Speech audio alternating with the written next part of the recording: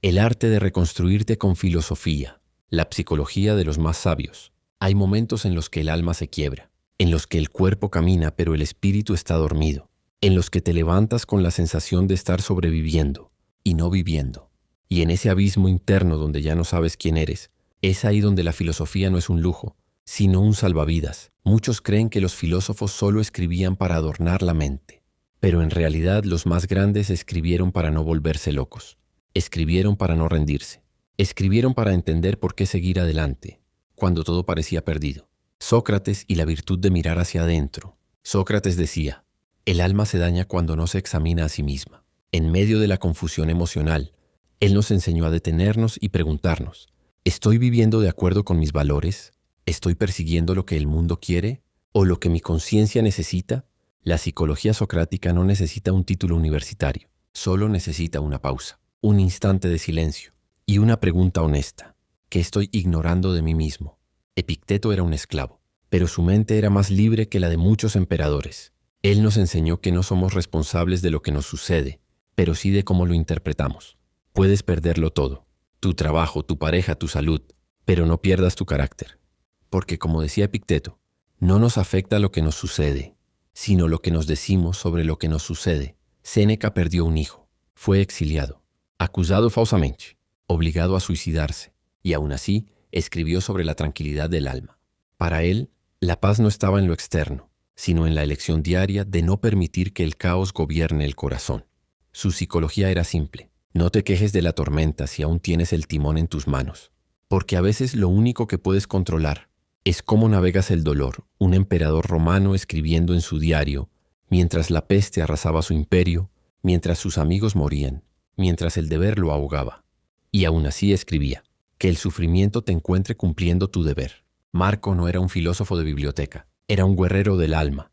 Su psicología era estoica. Haz lo que debes, acepta lo que no puedes cambiar y no te conviertas en lo que te duele. Nietzsche y la alquimia del dolor. Nietzsche dijo una frase que muchos temen mirar de frente. Quien tiene un porqué para vivir puede soportar casi cualquier cómo. Él no buscaba eliminar el sufrimiento, sino transformarlo. Su psicología no era de consuelo, era de transmutación. Si te duele, conviértelo en arte. Si te aplasta, conviértelo en fuerza. Si te destruye, renace como alguien que ya no se arrodilla ante el pasado. Viktor Frankl y la búsqueda de sentido. Frankl fue prisionero en un campo de concentración, y mientras otros se rendían, él buscaba un propósito. Su psicología nació entre cadáveres y alambradas, y aún así gritaba, todo puede serle arrebatado al hombre, salvo una cosa, la última de las libertades humanas, elegir la actitud personal ante el destino. Frankl unió filosofía y psicología en un grito de esperanza. No elijas lo fácil, elige lo significativo. Carl Jung y la sombra que te quiere enseñar. Jung nos invitó a mirar lo que evitamos, lo que negamos, lo que enterramos, porque como decía, lo que no hacemos consciente se manifiesta en nuestra vida como destino. Su psicología no te alivia, te confronta, te obliga a mirar tu sombra para encontrar tu luz. No estás roto, estás incompleto, y cada parte que ocultas de ti es justo la que necesitas para sanar. Buda y la liberación del deseo. Buda no hablaba solo de religión, hablaba de la mente. Decía que el sufrimiento nace del apego, de querer que las cosas sean diferentes, de resistirte al cambio, y su psicología era liberadora. No te apegues ni a tus pensamientos, obsérvalos, déjalos pasar. Y recuerda, el dolor es inevitable, pero el sufrimiento es opcional. William James y la fe en la voluntad. El padre de la psicología moderna decía, el mayor descubrimiento de mi generación es que un ser humano puede cambiar su vida, cambiando su actitud mental. James creía en el poder del pensamiento, pero no como una fantasía, sino como una elección diaria de enfoque. Si te enfocas en tu herida, sangrarás. Si te enfocas en tu poder, te levantarás. Montaigne y el arte de aceptar tu humanidad.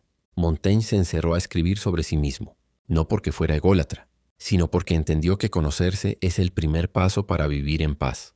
Él decía, no somos ni ángeles ni bestias, solo humanos intentando entenderse. Y en esa honestidad brutal, su psicología nos invita a dejar de fingir, dejar de aparentar que tenemos todo claro, porque el alma también necesita descansar del peso de la perfección.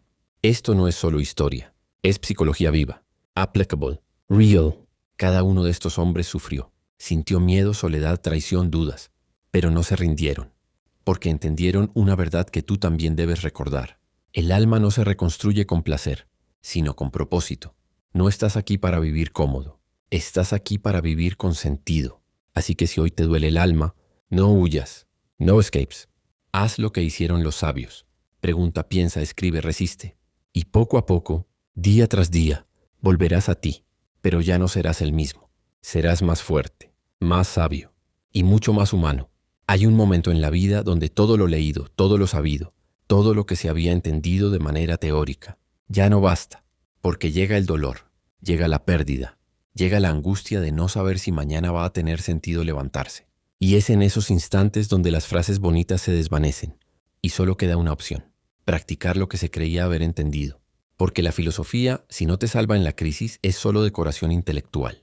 Y si no te reconstruye en la oscuridad, no es verdadera sabiduría. Kierkegaard fue uno de los primeros en hablar de la angustia como parte esencial de la existencia humana. Para él, vivir no era simplemente sobrevivir, sino enfrentar el vértigo de la libertad, el peso de elegir y el terror de no saber con certeza si se está haciendo lo correcto. Su psicología era cruda y honesta. Cada alma tiene un abismo que debe mirar de frente, y cada elección real implica un salto de fe. No fe religiosa únicamente, sino fe en la posibilidad de que vivir valga la pena, incluso cuando todo parece desmoronarse. Kierkegaard no nos ofrece certezas, pero sí valentía. La valentía de caminar con miedo, de seguir respirando mientras el corazón tiembla, y de construir un sentido que no siempre estará garantizado. Según él, la desesperación no es el final, es el principio del despertar espiritual. Heidegger y la autenticidad ante la muerte. Heidegger nos confronta con una de las verdades más evitadas por el ser humano: vamos a morir. Y en lugar de evadir ese hecho, él nos invita a abrazarlo. Porque solo cuando entendemos que nuestra existencia es finita, podemos empezar a vivir de verdad. Para Heidegger, la mayoría de las personas viven en la inautenticidad, perdidas en lo que los demás quieren, en lo que la sociedad impone, en lo que se espera. Pero la muerte, al recordarnos que no tenemos todo el tiempo del mundo, nos obliga a preguntarnos: ¿estoy viviendo una vida que es mía o estoy representando un papel ajeno? Su psicología no era complaciente, era una llamada de atención. Deja de postergar tu verdad, porque el reloj no se detiene. Y en ese recordatorio brutal, también hay redención pascal y el vacío que solo lo eterno puede llenar. Pascal habló del vacío en forma de Dios que hay en el corazón humano. Un abismo que ninguna riqueza, ningún placer, ninguna distracción puede llenar. Y aunque muchos hayan intentado silenciarlo con ruido, con entretenimiento, con éxito superficial, ese hueco persiste. Su pensamiento no es el de un predicador moralista, sino el de un alma profundamente consciente de la fragilidad humana. Para Pascal, el hombre es una caña, la más débil de la naturaleza, pero una caña que piensa. Y en esa conciencia está su grandeza. Su psicología nos empuja a dejar de correr, a dejar de tapar el silencio con más ruido, porque solo en la quietud del alma, cuando ya no hay máscaras ni disfraces, aparece lo eterno. No como dogma, sino como necesidad. Schopenhauer y la voluntad de resistir sin ilusiones. Pocos pensadores fueron tan crudos como Schopenhauer. Él no endulzaba la realidad, no creía que la vida fuera amable o justa. Para él, el mundo era una batalla constante de voluntades ciegas, de deseos insatisfechos, de sufrimiento inevitable. Y sin embargo, no se rindió. Su filosofía no busca eliminar el dolor, sino aceptarlo como parte del contrato de existir. Y en esa aceptación nace una serenidad distinta, no la alegría del optimismo ingenuo, sino la paz que surge de haber dejado de esperar que la vida sea otra cosa. Simone Weil y el sufrimiento como puerta a lo sagrado. Simone Weil no fue una filósofa cómoda, no escribió desde un púlpito, sino desde el suelo del dolor humano. Fue obrera, fue enferma, fue marginada. Y sin embargo encontró en el sufrimiento una forma de apertura espiritual. Para ella, el dolor no era algo a evitar, sino una oportunidad para salir de uno mismo, para romper el ego, para tocar lo eterno. Su psicología es radical. Solo cuando el alma ha sido quebrada, cuando ha tocado fondo, puede empezar a amar sin poseer, a comprender sin juzgar, a servir sin orgullo. En un mundo que idolatra el placer y la comodidad, Simone nos recuerda que hay una sabiduría escondida en la herida, no en glorificar el sufrimiento, sino en transformarlo en compasión, en lucidez, en trascendencia. Lao Tse y el retorno a la sencillez. Desde Oriente, Lao Tse nos enseñó algo que Occidente muchas veces olvida, que no todo se resuelve haciendo más, acumulando más, corriendo más. A veces la verdadera transformación está en rendirse al flujo natural de la vida.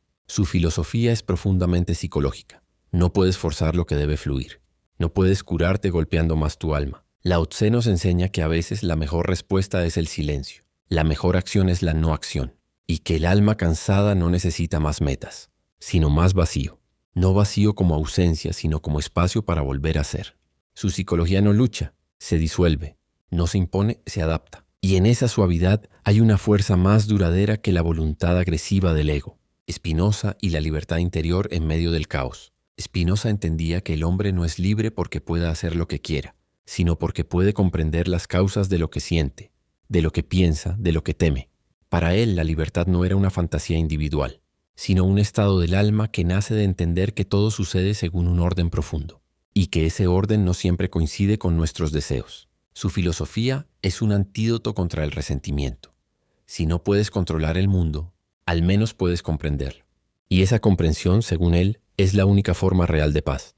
En un mundo donde la ansiedad crece por intentar controlar lo incontrolable, Spinoza nos recuerda que solo quien acepta las leyes de la vida puede vivir sin angustia. Su psicología no niega el dolor, pero lo transforma en comprensión serena. Y en esa serenidad hay redención. Confucio y el valor de la virtud cotidiana. A veces se piensa que para cambiar el mundo hay que hacer grandes gestos. Confucio, en cambio, creía que todo empieza por lo pequeño, que una civilización se reconstruye con cada acto justo, con cada palabra digna, con cada vínculo honrado. Su psicología se aleja de los excesos emocionales y se enfoca en la disciplina del alma. No hay equilibrio externo si el corazón está desordenado. No hay paz social si no hay integridad personal. Para Confucio, ser humano es tener el deber de mejorarse cada día, no para agradar a los demás, sino para estar en armonía con la esencia que sostiene el universo. Y aunque parezca antigua su enseñanza, es urgente hoy. Cuando el mundo se derrumba, vuelve a la virtud, porque en medio del colapso aún puede ser digno. Ralph Waldo Emerson y el llamado a la autosuficiencia del alma. Emerson escribió con fuego. Su voz resuena como una campana en medio de la niebla. No busques fuera lo que ya vive dentro de ti. Su psicología es profundamente liberadora. No eres una víctima del sistema, ni un producto de las masas, ni un reflejo de los demás. Eres un universo. Y si te atreves a escuchar tu voz interior, descubrirás que la fuerza que esperabas que viniera de afuera ya te habita. Para Emerson, la autoconfianza no es arrogancia, es responsabilidad espiritual. Es la decisión radical de vivir según la verdad que uno ha descubierto, aunque duela, aunque cueste, aunque los otros se alejen. Porque no hay mayor tragedia que vivir en obediencia a lo ajeno cuando el alma clama por autenticidad. Su filosofía no es cómoda, pero cura. Cura porque te obliga a dejar de mendigar fuerza y empezar a crearla desde adentro. Rabindranath Tagore y el alma que canta incluso en la noche. Tagore no escribió desde el poder, ni desde el triunfo material. Escribió desde la poesía del alma herida que aún cree en la luz. Su filosofía es la del corazón resiliente. Aquel que, incluso cuando la oscuridad es densa, no deja de cantar. Porque para él el dolor no era el fin, era parte de la música.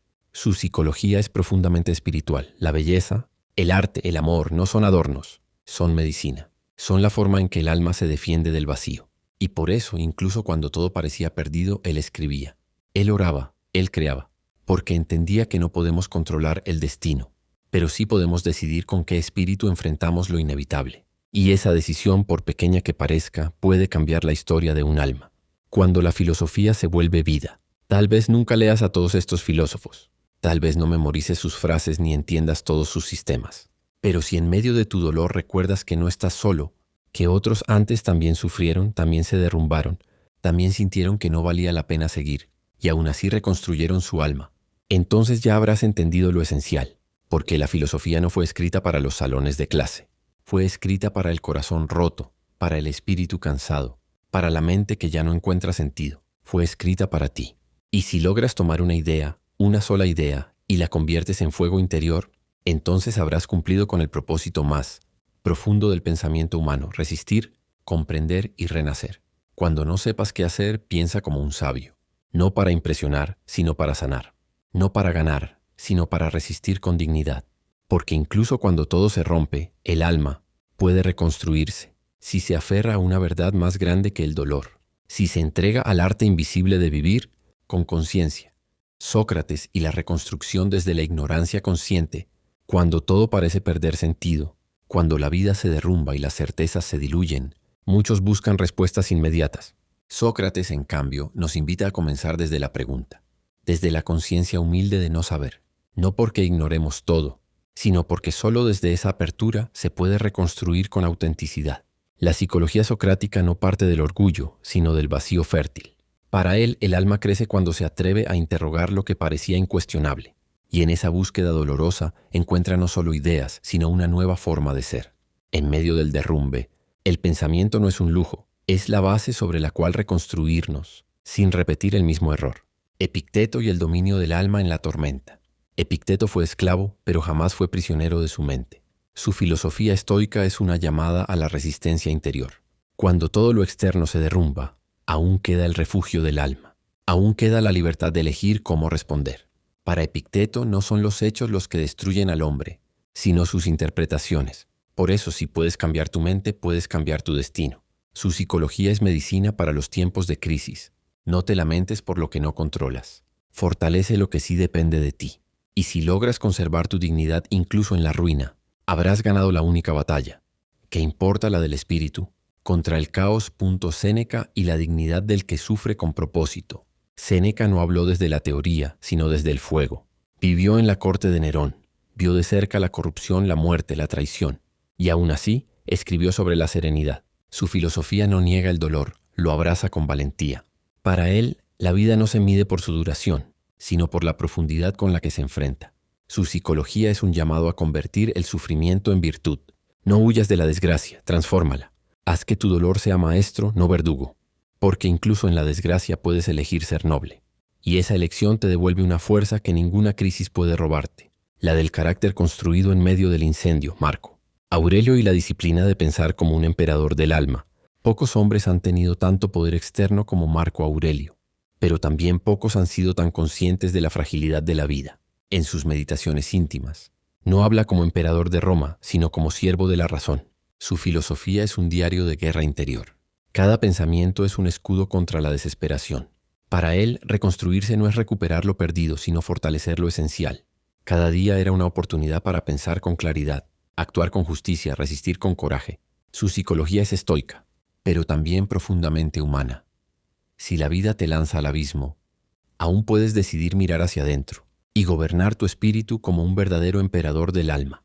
Friedrich Nietzsche y el renacer del alma que se rompe. Nietzsche no escribió para los felices, escribió para los que cayeron, para los que perdieron su fe, su rumbo, su inocencia. Su filosofía es un grito desesperado, pero también una promesa. Lo que no te mata puede reconstruirte, no de cualquier forma, sino de una más profunda, más honesta. Para Nietzsche, el alma no se fortalece con comodidad, sino con conflicto, con sombra, con duelo. Su psicología nos obliga a mirar lo que no queremos ver, a confrontar el caos interno hasta encontrar una nueva forma de orden. No uno impuesto por la sociedad, sino uno nacido del sufrimiento atravesado con coraje. En ese fuego el alma muere y vuelve a nacer, más libre, más fuerte, más verdadera. Carl Jung y el poder de integrar la sombra. Para Jung, el problema no es sufrir, es negar lo que el sufrimiento quiere enseñarte. Su psicología no busca eliminar el dolor, sino descifrarlo. Porque todo lo que reprimimos, todo lo que no queremos ver no desaparece, se esconde y nos domina desde las sombras. Para Jung, reconstruirse implica integrar esa parte oculta, aceptar la herida, comprender el miedo, escuchar la rabia, no para rendirse a ella, sino para transformarla. Su filosofía es un viaje hacia las profundidades del alma, donde la luz no es posible sin oscuridad, y donde el verdadero crecimiento no se da en la superficie, sino en el subsuelo de la conciencia, allí donde la sombra y la verdad se abrazan. Viktor Frankl y el sentido como salvación. Frankl estuvo en los campos de concentración nazis, perdió a su familia, vio la muerte de cerca, y aún así, escribió que el hombre puede encontrar sentido, incluso en el sufrimiento más extremo. Su logoterapia no es un consuelo barato, es una afirmación radical. Si tienes un porqué, puedes soportar casi cualquier cómo. Su psicología es profundamente espiritual. No estás aquí para evitar el dolor, sino para trascenderlo. No estás aquí para que todo sea fácil, sino para que todo tenga sentido. Y ese sentido, aunque nadie te lo dé, puedes descubrirlo, puedes crearlo, en cada decisión, en cada acto, en cada momento en que eliges no rendirte. Simone Weil y el misterio del sufrimiento redentor. Simone Weil vivió con intensidad mística. Su pensamiento es una mezcla de filosofía, espiritualidad y entrega radical. Para ella, el sufrimiento no es solo una herida, sino una puerta hacia lo eterno. No porque el dolor sea bueno, sino porque revela lo que realmente importa. Su psicología es difícil, pero transformadora. Si aceptas tu vulnerabilidad, si no huyes de la aflicción, puedes tocar algo más profundo que la razón. Algo que se parece al amor, pero que arde como el fuego. En ese fuego el alma no se destruye, se purifica, y aprende a mirar el mundo con una compasión que no juzga, que no exige, que simplemente abraza, porque solo quien ha sufrido puede comprender el alma de otro.